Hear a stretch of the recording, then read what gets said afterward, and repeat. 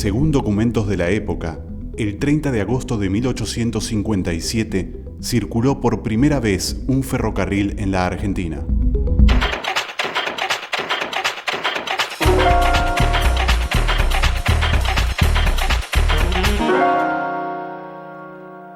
El emprendimiento es un emprendimiento privado nacional. Entre ellos estaba Miró, Basavilbaso, hay una cantidad de hombres, digamos, que emprendieron este tema del ferrocarril, arman esta primera estructura que va a ser desde Estación del Parque, que es donde está actualmente el Teatro Colón, y va a llegar hasta Flores y luego hasta Floresta. Compraron 3 locomotoras, 4, entre ellas la porteña, que llevaba el número 2, no el número 1 como lo tiene ahora. El número 1 era la Argentina. Hay todo un mito en el cual la primera locomotora vino de la guerra de Crimea, lo cual es todo una falacia, porque en realidad la máquina se construyó con capitales argentinos para la Argentina y no era un rezago de guerra o algo como que quedaba en la zona de Crimea, ¿no? ¿Por qué hasta Flores y luego hasta Floresta? Porque ahí estaban las quintas, las residencias, y en Floresta estaban las quintas y estancias, digamos, de la gente que vivía en Flores. Ya la carreta había cumplido su ciclo y era necesaria la incorporación de nuevos métodos de transporte. En lo exterior, el buque de vapor, y en lo interno, el tren. El primer periodo los ingleses no tuvieron un papel preponderante, sí lo tuvieron en la parte técnica, porque el material, tanto el material como las vías y las locomotoras y los coches eran de procedencia inglesa. Inglaterra ofrecía las mejores condiciones de esa época. Además, nuestros vínculos, digamos, políticos y económicos con Inglaterra daban para que fuera el centro, como es hoy Estados Unidos, el objetivo central de los gobiernos, comerciar con esa potencia. Ya los ingleses se habían distribuido, cuando se empiezan a instalar acá, ya 200.000 kilómetros en el mundo, ¿no? Ellos fueron los mayores, ellos usaron al ferrocarril como herramienta de penetración colonial en Nueva Zelanda, en Australia, en África, en propio Estados Unidos. Son los precursores del ferrocarril en Estados Unidos, porque además lo muestran las mismas cosas que piden acá. Los estadounidenses le piden una legua a cada costado de la vía, acá también le piden, la campaña contra el exterminio de los indígenas ocurre en Estados Unidos, acá también ocurre. Es decir, es la misma política colonial de penetración, tanto en Estados Unidos como acá. Exenciones impositivas, ganancias garantizadas y una legua de terreno a cada lado de las vías fueron algunas de las ventajas que el Estado ofrecía a los inversores extranjeros.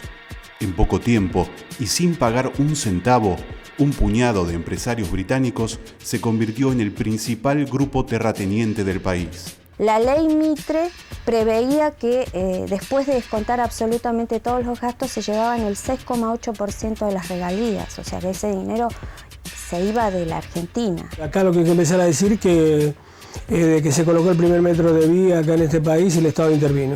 El Estado fue el regulador, digamos. Ofreció un sinfín de ventajas al inversor para llevarlo a aceptar el invertir acá.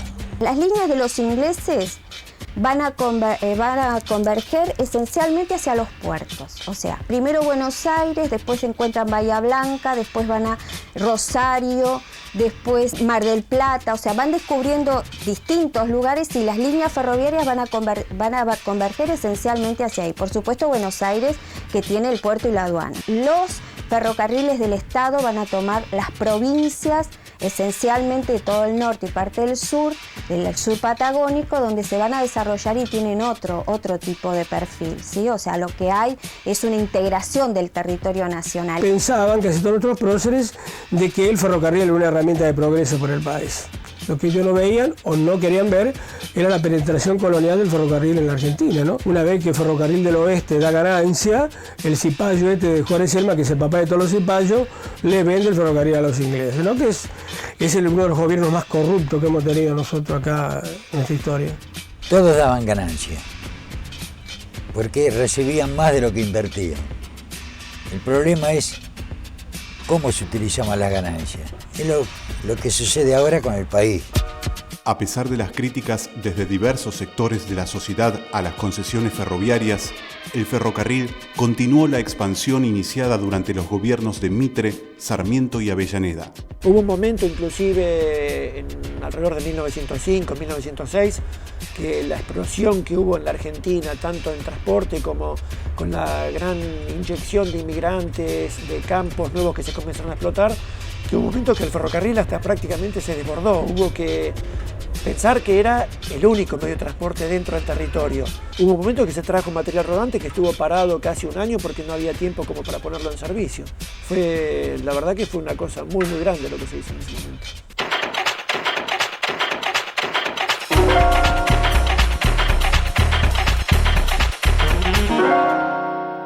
Los accionistas no recibían dividendos de sus acciones desde el año 39.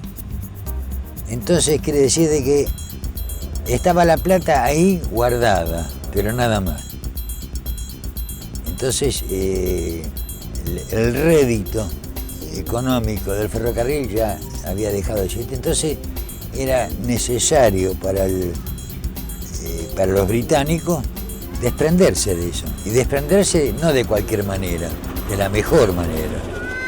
La ley Mitre establecía que en 1947 finalizaban las ventajas, garantías y exenciones impositivas para los ferrocarriles de capital privado, que ya para esa época contaban con una red de 30.000 kilómetros de vías. La nacionalización era un eslogan de la mayoría de los partidos, digamos, populares de esa época. El radicalismo, con algunos de sus sectores, y algunos políticos que también lo daban como objetivo primordial. Ya para esa época a los ingleses no tenían la rentabilidad que ellos deseaban. Esto es un tema fundamental. Por otro lado, no nos olvidemos que en el 39 se inicia la guerra, hasta el 45, que los ingleses quedan semi-aniquilados en su propio territorio. Y bueno, y empieza la negociación. El que empiece la negociación es Miranda, argentino, un negociador muy duro, que quería los ferrocarriles de forma actual dentro de un convenio comercial con los ingleses. Los ingleses nos querían entregar, y los ingleses traen un planteo de una empresa mixta. ¿Y cómo ahora, no? Que la infraestructura se encargue el Estado y nosotros la comercialización. Ahora se llama gerenciamiento, ¿no? Bueno, es lo mismo. Acá Miranda le dice que ni loco. Miranda quiere todo el ferrocarril o nada. Durante la Segunda Guerra Mundial, Inglaterra decidió retener los pagos que debía realizar a la Argentina en concepto de importaciones. Era la primera vez que el Reino Unido nos debía plata. Ese dinero se empezó a denominar saldo en Londres y fue utilizado por el gobierno peronista para llevar adelante la anunciada nacionalización. La compra de los ferrocarriles se acordó a comienzos de 1947. En total, el Estado pagó 150 millones de libras, 20 millones de libras más de lo que cotizaban las compañías en la Bolsa de Londres. Bahía Blanca vive un día de entusiasmo indescriptible. Desde todos los corazones suben a los labios las palabras pletóricas de emocionada gratitud. Ya son nuestros. Y las manos temblorosas por la emoción colocan los colores patrios en el acero que hoy es argentino. Es un canto a nuestra nacionalidad, la conciencia de nuestro propio valer que surge viril como afirmación de independencia económica. La nacionalización muchos piensan que fue como una patriada. Yo no lo creo que sea así, porque en ese año se nacionalizaron casi todos los ferrocarriles en el mundo. Fue como cuando se definió en los 90 la globalización. O sea, es como que viene una orden de arriba, no sé de dónde, pero que todos los ferrocarriles del mundo, en el 48 se nacionalizaron todos los ferrocarriles de Australia, de la India, en Europa, todos los ferrocarriles de Europa pasaron a mano del Estado, salvo los que ya estaban. O sea, que en general se pasó en el 48 a nacionalizar todos los ferrocarriles del mundo y luego se vuelven a privatizar en los 90. Cuando lo critican a Perón que no había pagado nada, yo vengo del mundo peronista. Perón no era un revolucionario, no era Fidel Castro, pero era un milico nacionalista que quería esto para el país. No vengamos a decir qué es lo que quiere hacer fundamental. En Tucumán, la dulce tierra del 16, en el ambiente pleno de recuerdos de nuestro pasado de la casa histórica, se realiza una solemne ceremonia. Se descubre una placa que recordará eternamente este día de gloria para todos los argentinos. En ese momento todo el ferrocarril tenía aproximadamente 37 talleres, no sé qué cantidad de almacenes, depósitos, 40, más o menos 38.000 kilómetros de vías férreas, 42.000, perdón, kilómetros de vías férreas, y con el primer plan quinquenal de Perón llega a haber casi 47.000, que ahí es donde se inaugura incluso algunos ferrocarriles del interior, el de Salta a Socompa y demás. No estaba errado en lo que se hizo, pero no es un acto de soberanía. La soberanía no se mide con las vías que se hayan tendido. Tampoco es, un ferrocarril no sobrevive gracias a un método de transporte. Y los ingleses, yo creo que recuperaron parte del capital. No fue un buen negocio venderlo tampoco, pero lo tenían que vender porque si no se iban a fundir más todavía. En Tafí Viejo, la metrópoli de los ferroviarios, sede de los talleres más grandes de la nación, las fiestas caracteres de apoteosis. Los trabajadores del riel ven cómo el sueño de varias generaciones es llevado a la realidad. Los trenes que construyeron merced al sacrificio ya son patrimonio de la nación. Desde ahora no trabajarán más para un dueño residente allende los mares. El esfuerzo de cada uno se ofrendará solamente ante el altar de la patria. Si yo lo miro desde el punto de vista del beneficio que le trajo a la República Argentina, creo que independientemente de todo, bueno, le puedo hacer todas las críticas a Perón, que evidentemente hay que hacérselas, pero lo que significó para la soberanía argentina tener los ferrocarriles y tener este sistema en nuestro país de tener ferrocarriles realmente como eran, creo que eso es más importante que lo otro. Lo otro después lo podemos discutir. Por ahí yo puedo pensar, mejor era no pagarle un peso, digamos, si yo hoy tuviera que pensar en el tema de las concesiones actuales, no les quiero pagar un peso por el desastre que han hecho. Es más, hay que abrir absolutamente todos los balances y demás y exigirles que nos devuelvan todo el material que nos han robado, todas las vías que nos han robado.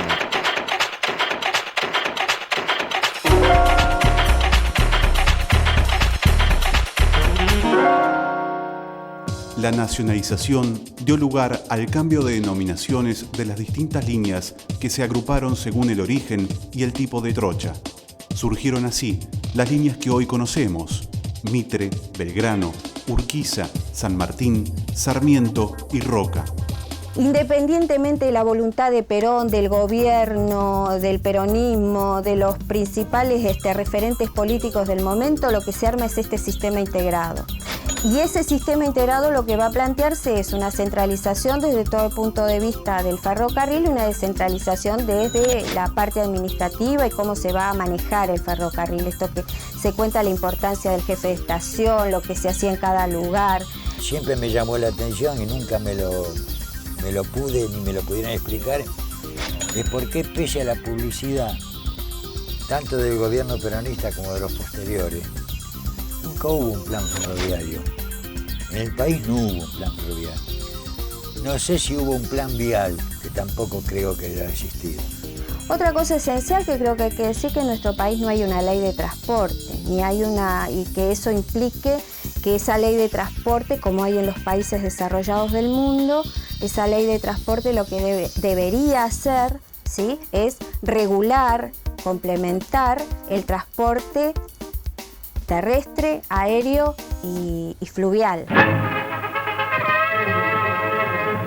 La poderosa locomotora diésel eléctrica justicialista fabricada íntegramente en el país arrastra al moderno tren el marplatense, la expresión más acabada de confort en material rodante ferroviario. Dotado de aire acondicionado regulable, permite el viaje a cubierto del molesto polvo con las ventanillas herméticamente cerradas.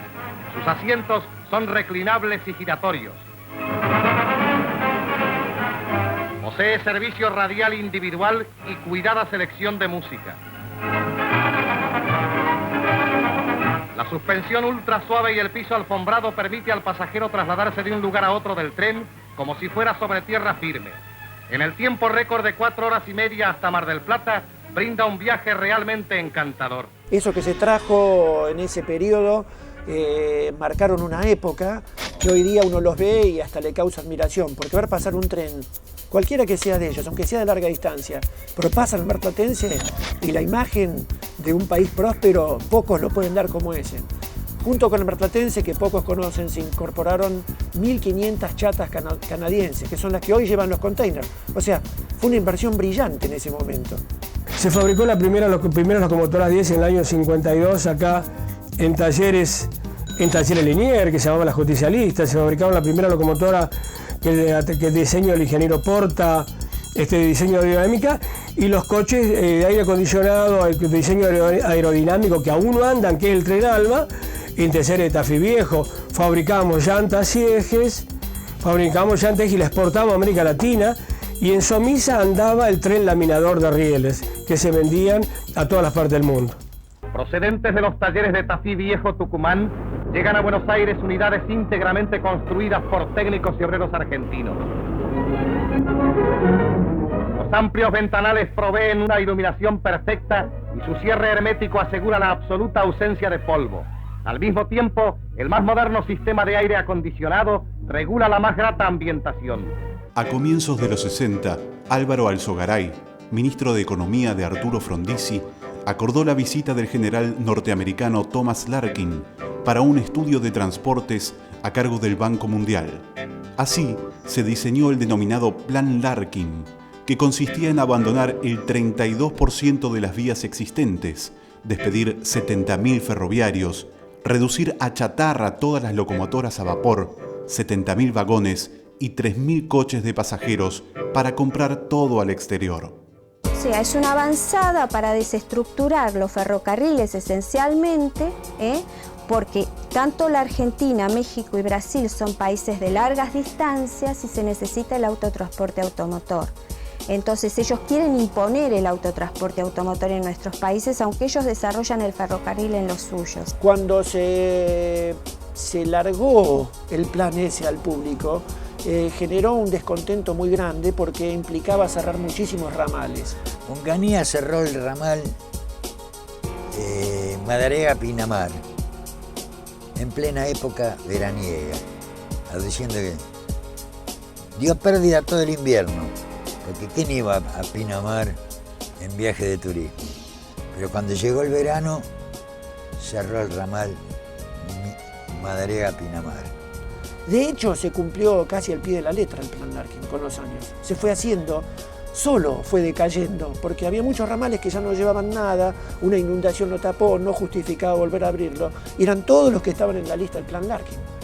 E increíblemente el plan Larkin, el que tiene más futuro, es uno que era el primero que había que cerrar, y hoy es uno, porque no estaba esa visión, es el que va a quedar para siempre, que es la trochita. La trochita es altamente deficitario.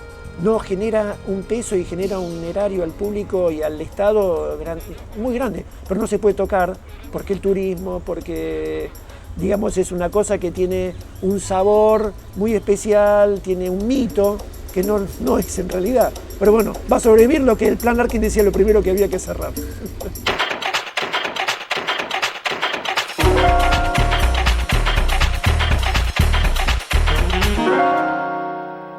En 1967 se hizo cargo de la presidencia de Ferrocarriles Argentinos el general Juan Carlos de Marchi, de raigambre ferroviaria. Su gestión será recordada como una de las mejores al frente de la empresa estatal. Yo tengo un enorme respeto por el general de Marchi, que ha fallecido no hace mucho tiempo, porque realmente encabezó un equipo de los conocidos dentro de la Fuerza Armada como los nacionalistas, los que defendían la industria, es decir, vienen de la generación de Mosconi, de Savio.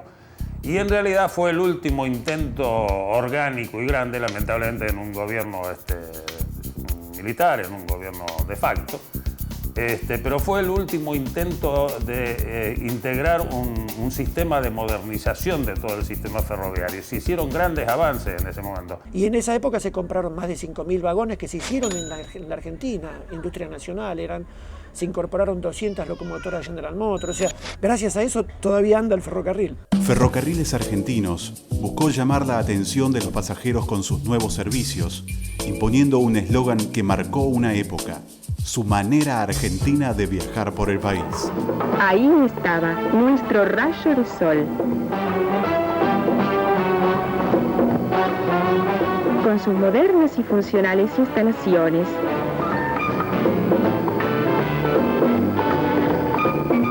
Íntegramente renovado, con el nuevo espíritu que incita a la cordialidad, a olvidarse de todo y disfrutar de un viaje feliz. Hay varios servicios de mayor prestigio que tiene el ferrocarril, ¿no? Uno que el tren que va a Rosario, iban 2 a la mañana, 2 a la tarde, el porteño y el rosarino, tardaban casi, ahí nomás 4 horas. Los marplatenses tenían con diseño, un diseño plateado, que es el marplatense propiamente dicho, que era el más caro, con pulmón, con aire acondicionado, que eran de diseño extranjero, y después estaban los otros, que eran diseño nuestro, aunque lo hayan fabricado los holandeses, los Westport. Córdoba nos esperaba con el esplendor de sierras, lagos y caminos. Nos dirigimos al comedor y de paso conocimos el magnífico Pullman, cuyos pasajeros disponen de un bien surtido bar rodante.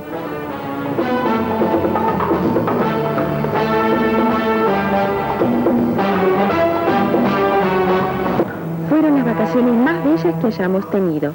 Claro, volveremos a Córdoba otra vez en el rayo de sol, por supuesto.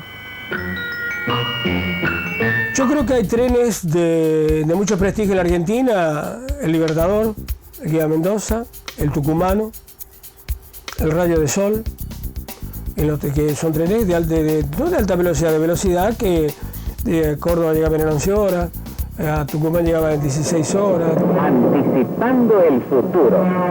Es una formación elegante, bruñida, un refulgente mensajero de acero entre la capital federal y San Miguel de Tucumán, con combinaciones a todo el noroeste argentino. El Expreso es el tren de máxima jerarquía en el hemisferio y uno de los mejores del mundo. Con el Expreso Buenos Aires-Tucumán llega el triunfo de Ferrocarriles Argentinos.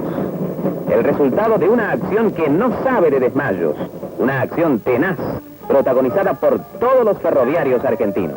Pero los vaivenes políticos sacudieron también al ferrocarril. La dictadura implantada en 1976 despidió a 50.000 ferroviarios, cerró numerosos ramales, más de 300 estaciones y los talleres Strobel, Santa Fe y Cruz del Eje. Mi abuelo, mi padre y yo, los tres fuimos ferroviarios, pero pararon los trenes porque eran deficitarios. No se anduvieron con vueltas, dejaron todo desierto, el Mitre quedó vacío y el Belgrano medio muerto. Los militares lo que se hicieron de esto, como lo mismo que la Argentina. Lo primero que buscaron fueron quiénes estaban en la lista negra. Yo creo que el peor momento fue un momento que bajo el gobierno militar estaba un contador, un civil, digamos, a cargo del ferrocarril, y veía todo como un número. El secretario de Transporte de la época, Martínez de Oz, el ingeniero Camba, era un hombre de las consultoras que manejaba el Banco Mundial. Y la política de la dictadura fue eso: seguir con los negociados, no invertir para mejorar el sistema, convertir esto en un cuartel. No existía sindicato, ya no éramos obreros ferroviarios, éramos soldados.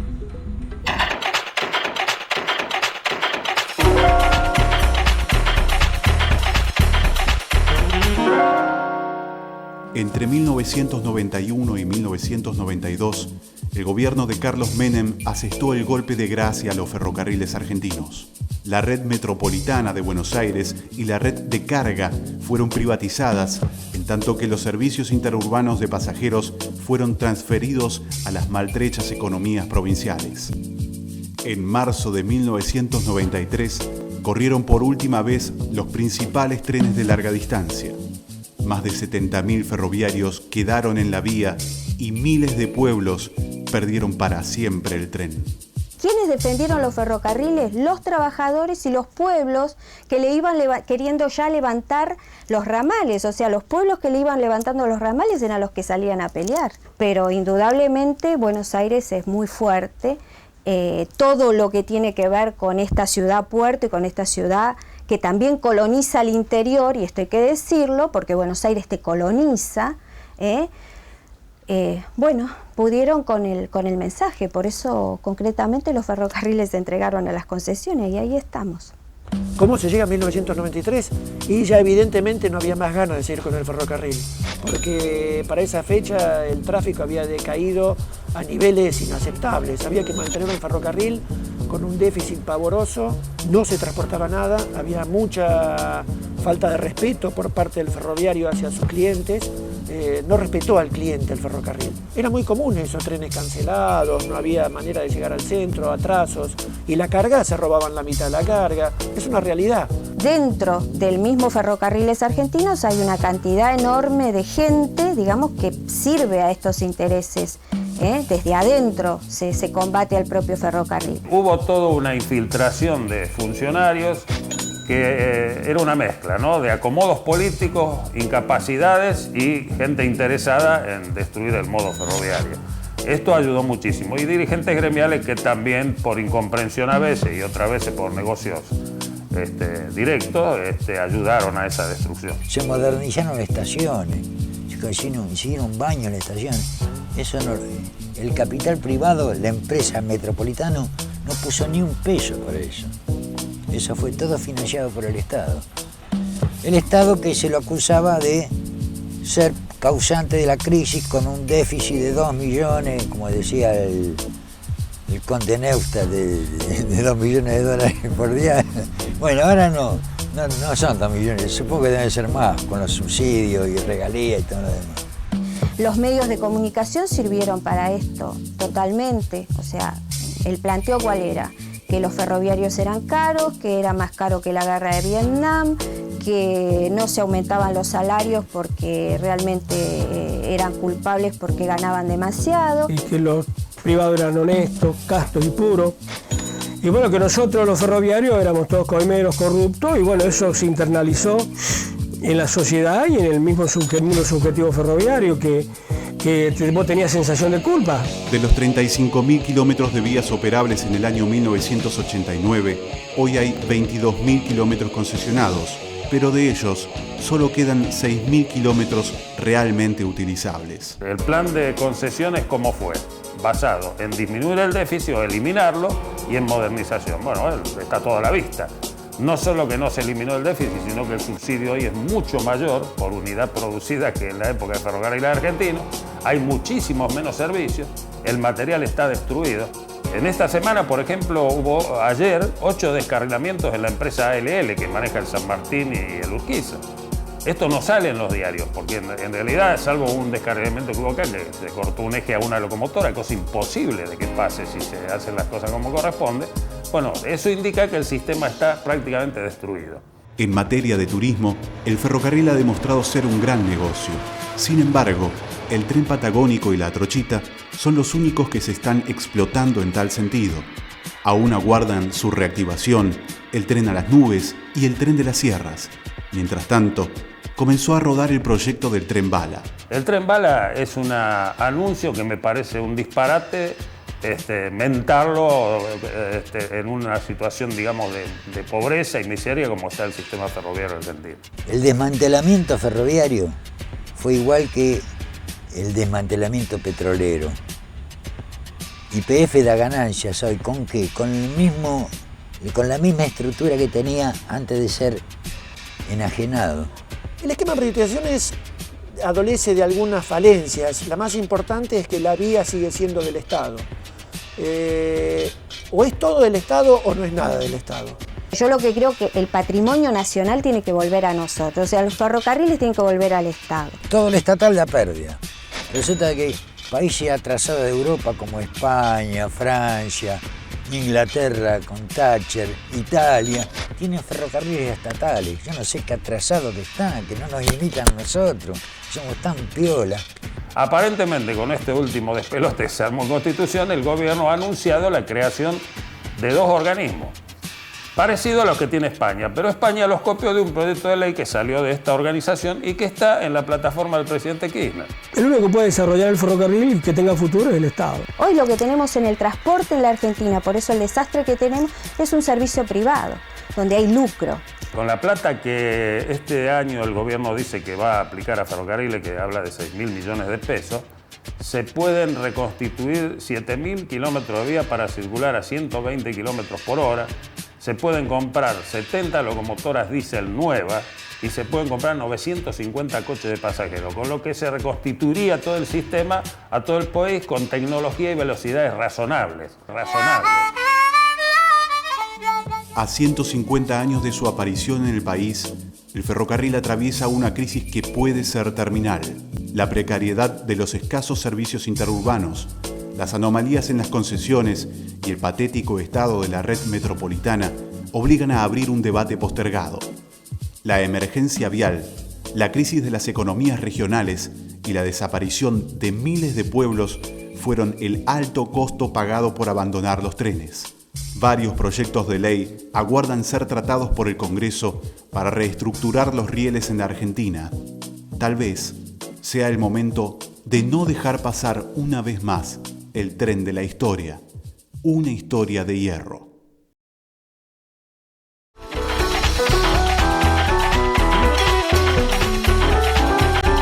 El futuro, yo no sé si tiene futuro. De acuerdo con la realidad de hoy, decir que tiene un futuro ya es un alarde de optimismo. Este país no puede andar, no puede caminar si no tiene una red ferroviaria monopólica, eficiente, moderna, integradora, que sea un servicio público y que tenga el sentido solidario que tenía antes, ¿no? Nadie discute la importancia del ferrocarril, al punto de que siendo deficitario en la mayoría de los países, se lo mantiene. Como se mantienen los hospitales, las escuelas y un montón de cosas que no dan ganancia, pero que son necesarias.